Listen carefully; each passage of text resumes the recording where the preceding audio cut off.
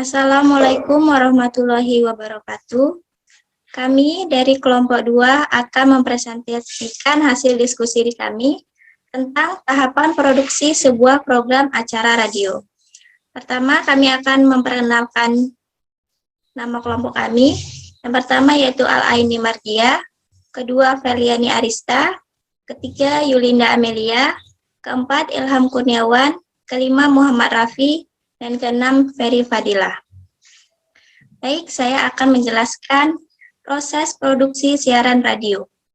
Yang pertama, produksi program siaran harus mengacu pada kebutuhan audiens yang menjadi target sasaran. Yang kedua, konsekuensinya.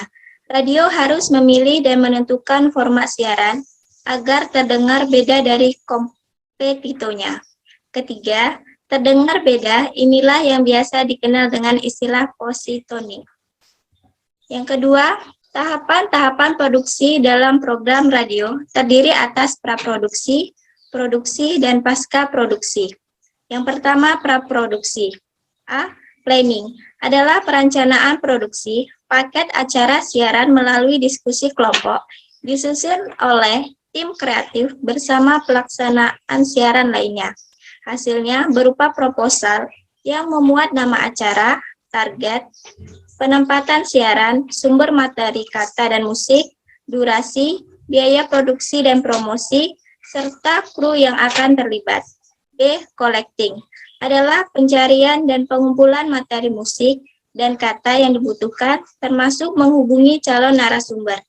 3. Writing adalah tahapan di mana seluruh materi yang diperoleh lalu diklasifikasikan untuk ditulis secara utuh dalam kalimat yang siap baca atau disusun sedemikian rupa yang dirangkai dengan naskah pembuka penutup siaran.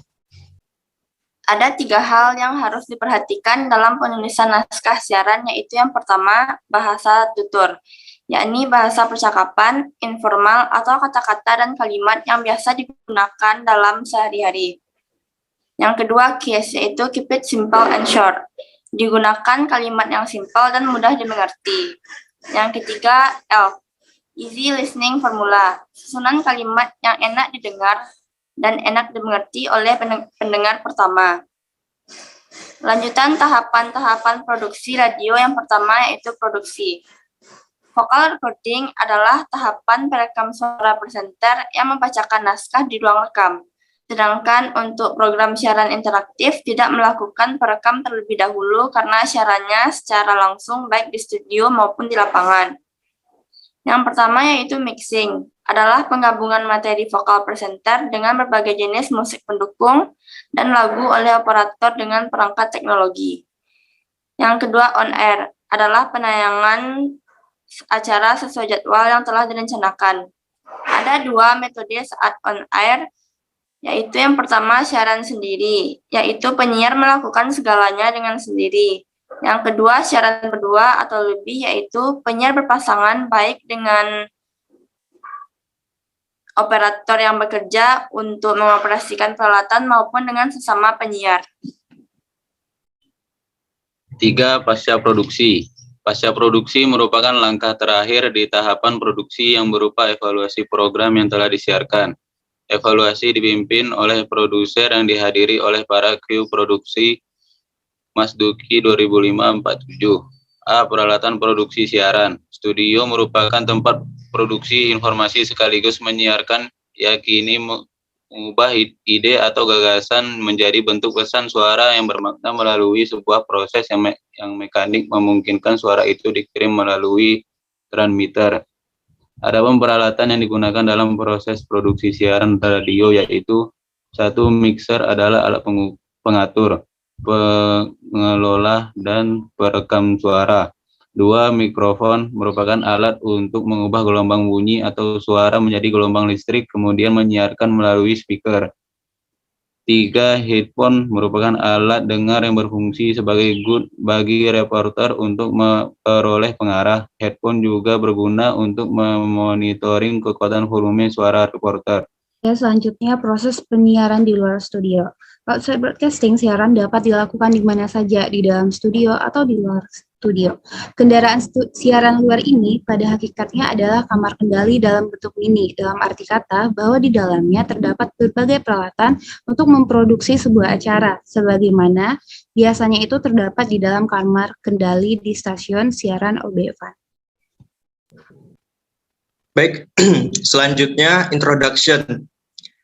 Outside Broadcasting Fund tersebut antara lain dilengkapi yang pertama, meja konsol video, alat yang dioperasikan, pengarah acara bersama pengarah teknik, dan pemandu gambar. Yang kedua, monitor kendali kamera yang berfungsi sebagai monitor prapandang lengkap dengan monitor induk. Yang ketiga, meja konsul audio khusus bagi juru audio. Yang keempat, peralatan interkomunikasi untuk hubungan jarak jauh antara kerabat kerja di dalam OB-FAN, di lapangan, di studio, atau di pemancar. Yang kelima, jam untuk mendapatkan penunjukan waktu yang akurat. Keenam, piringan gelombang mikro lengkap dengan pemancar kecil. Ketujuh, peralatan audio untuk jarak jauh. Kedelapan, peralatan pembangkit listrik. Dan kesembilan, tempat menyimpan.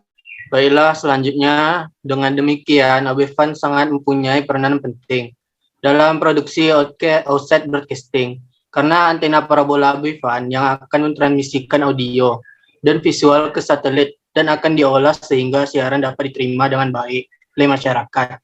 Siaran di luar studio membutuhkan tenaga lebih, karena peralatan studio yang dibutuhkan akan dibawa ke lokasi siaran, sehingga dapat dikatakan siaran di luar lebih merepotkan daripada di dalam studio. Akan tetapi, ada pun tujuan dari melakukan kapasitas space ruang lebih dari kapasitas ruang yang terbatas untuk keperluan siaran. Baik, itu saja penjelasan dari kelompok 2. Kami akhiri, wabillahi taufiq wal hidayah. Wassalamualaikum warahmatullahi wabarakatuh.